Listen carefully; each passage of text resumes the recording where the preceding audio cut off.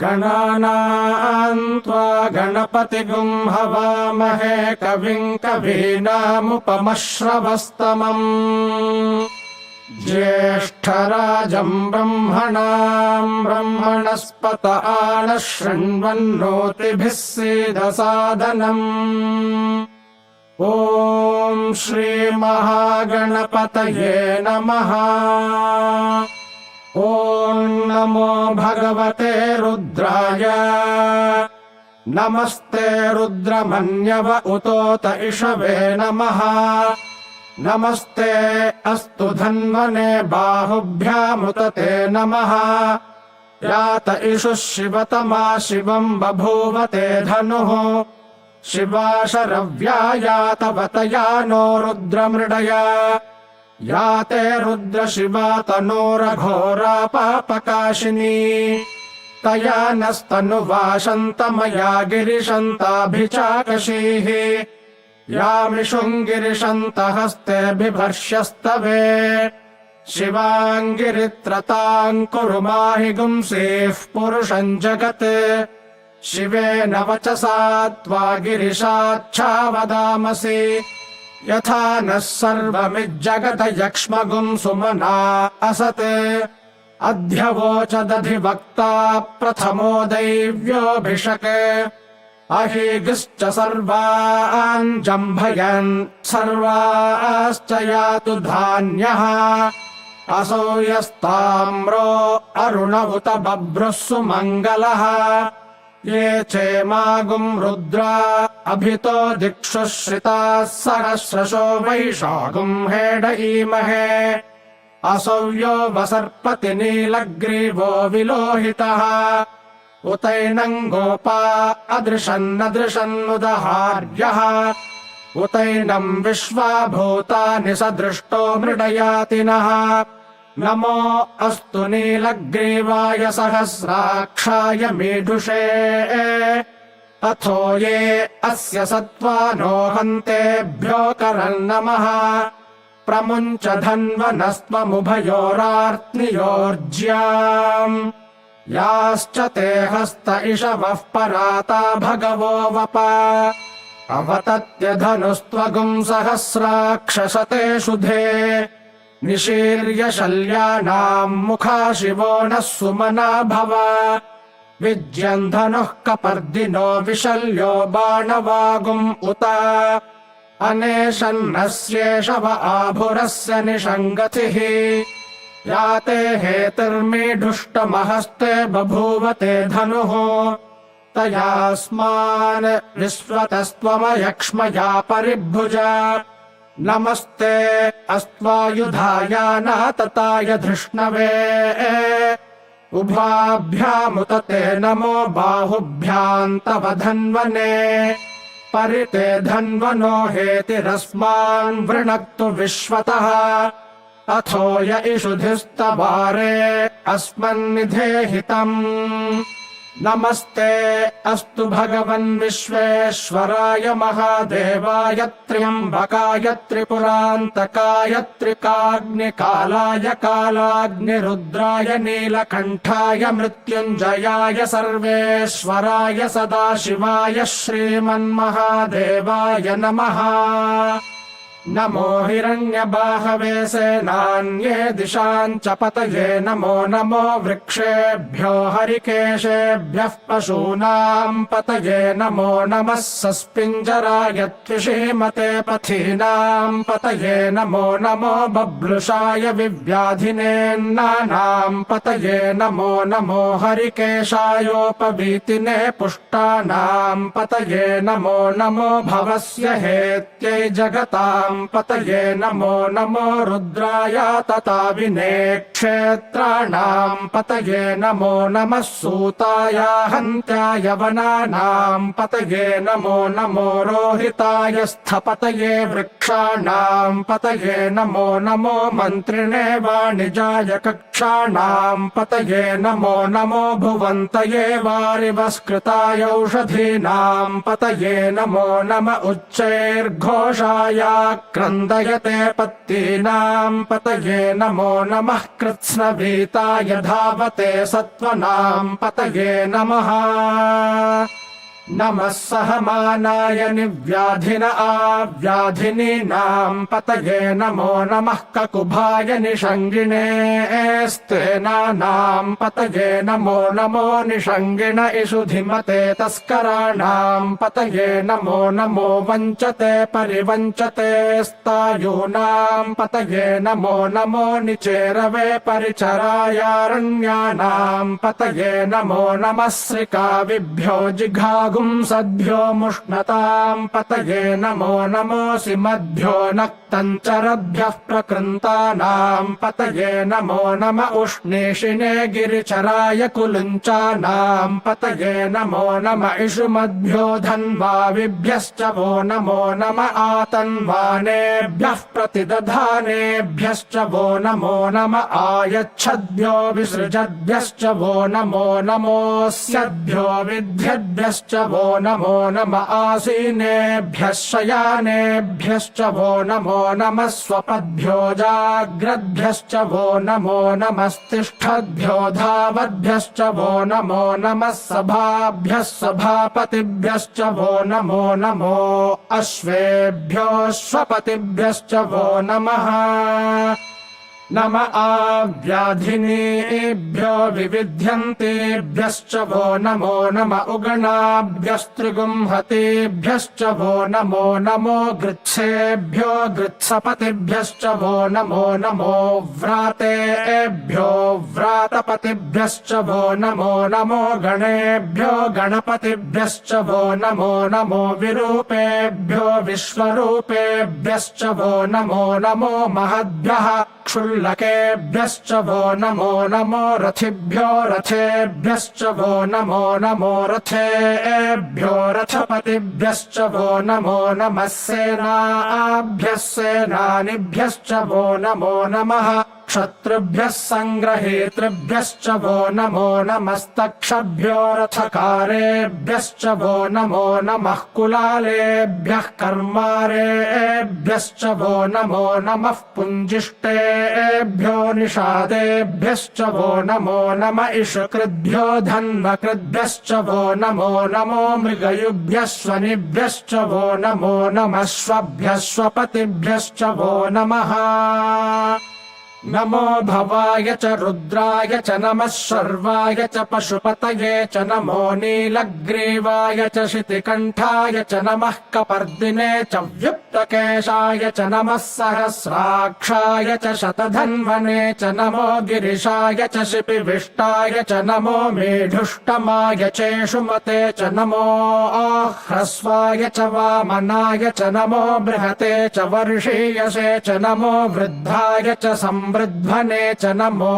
अग्र्याय च प्रथमाय च नम आशवे चाजिराय च नमः शीघ्र्याय च शीभ्याय च नम ऊर्म्याय चावस्वन्याय च नमः स्रोतस्याय च द्वीप्याय च नमो ज्येष्ठाय च कनिष्ठाय च नमः पूर्वजाय चापरजाय च नमो मध्यमाय चापगल्भाय च नमो जघन्याय च बुद्ध्याय च नमः सोऽभ्याय च प्रतिसर्याय च नमो याम्याय च क्षेम्याय च नम उर्वर्याय च खल्याय च नमः श्लोक्याय चावसान्याय च नमो वन्याय च कक्ष्याय च नमः श्रवाय च प्रतिश्रवाय च नम आशुषेणाय चाशुरथाय च नमः शूराय चावभिन्दते च नमो वर्मिणे च वरोथिने च नमो बिल्मिने च कवचिने च नमः श्रुताय च श्रुतसेनाय च नमो दुन्दुभ्याय च हनन्याय च नमो धृष्णवे च प्रमृषाय च नमो दूताय च प्रहिताय च नमो निषङ्गिणे चेषुधिमते च नमस्तीक्ष्णेशवे चायुधिने च नमः स्वायुधाय च सुधन्वने च नमः श्रुत्याय च पथ्याय च नमः काट्याय च नीप्याय च नमः सूद्याय च सरस्याय च नमो नाद्याय च वैशन्ताय च नमः नमः कूप्याय च वट्याय च नमो वर्ष्याय च वर्ष्याय च नमो मेघ्याय च विद्युत्याय च नम ईद्रियाय च तप्याय च नमो वात्याय च रेश्म्याय च नमो वास्तव्याय च वास्तुपाय च नमः सोमाय च रुद्राय च नमस्ताम्राय च रुणाय च नमः शङ्गाय च पशुपतये च नम उग्राय च भीमाय च नमो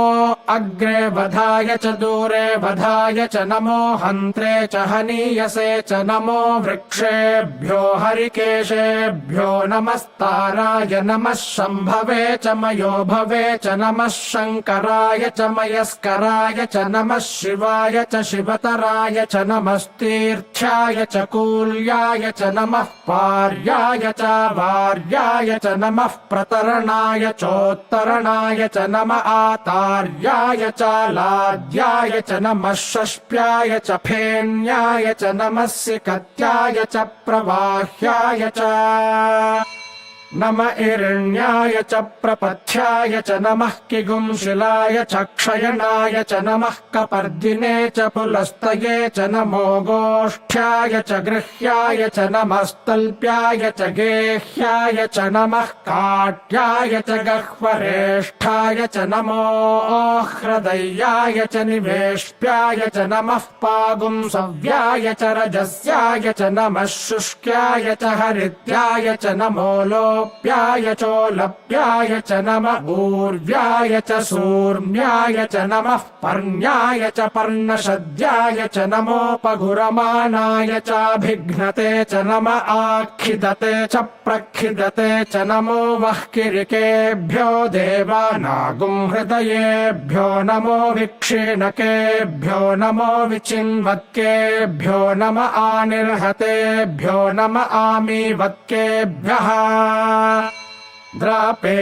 अन्धसस्पते दरिद्रन्नीललोहिता येषाम् पुरुषाणामेषाम् पशूनाम् माभेर्मा रोमो येषाम् किञ्चनाममते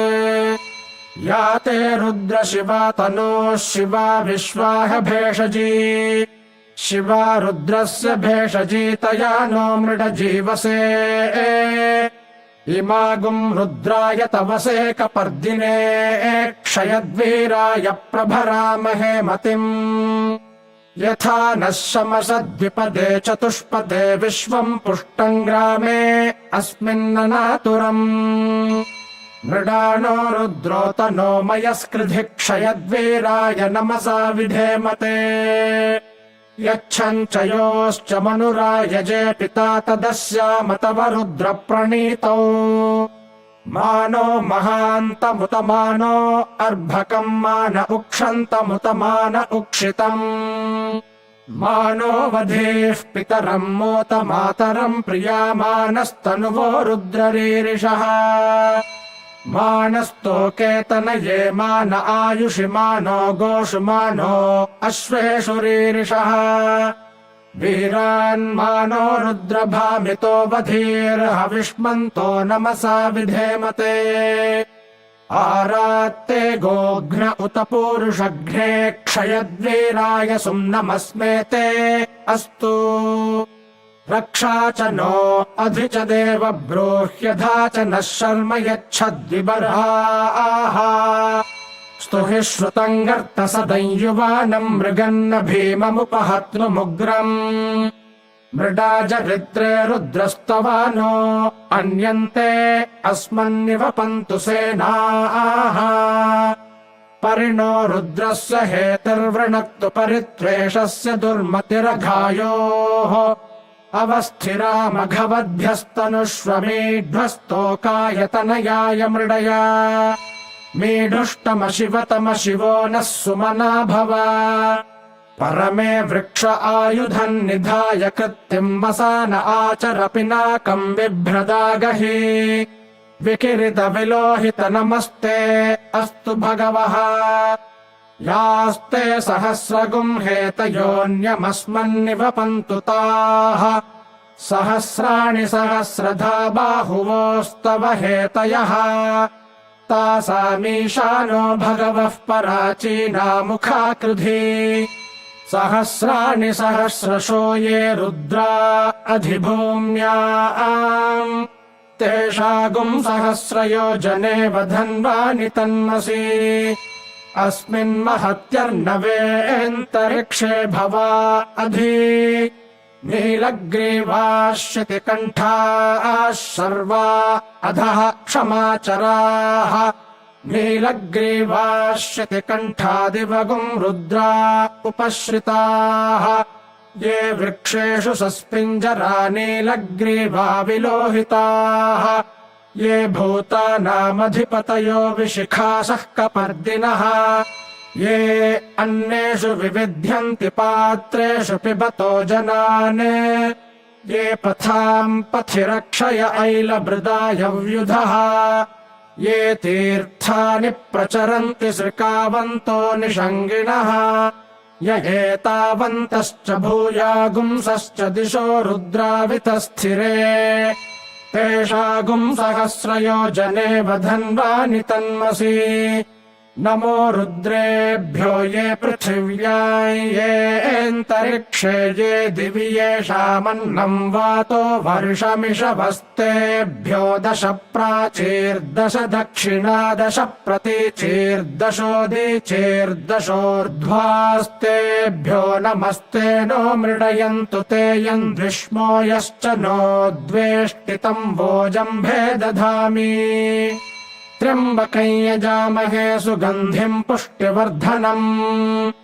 उर्वारुकमिव बन्धनान् मृत्योर्मुक्षीयमामृतात् यो रुद्रो अग्नौ यो अप्सु यवोषधीषु यो रुद्रो विश्वा भुवना विवेश तस्मै रुद्राय नमो अस्तु तमुष्टु हि यस्विषुः सुधन्वायो विश्वस्य क्षयाति भेषजस्य यक्ष्वा महेशौ मनसाय रुद्रन्नमोभिर्देवमसूरन्दुवस्य अयम् मे हस्तो भगवानयम् मे भगवत्तरः अयम् मे विश्वभेषजोऽयम् शिवाभिमर्शनः ये ते सहस्रमयुतम् पाशा मृत्यो मर्त्याय हन्तवे तान् यज्ञस्य मायया सर्वानवयजामहे मृत्यवे स्वाहा मृत्यवे स्वाहा ॐ नमो भगवते रुद्राय विष्णवे मृत्युर्मे पाहि प्राणानाम् ग्रन्थिरसि रुद्रो मा विशान्तकः तेनान्नेना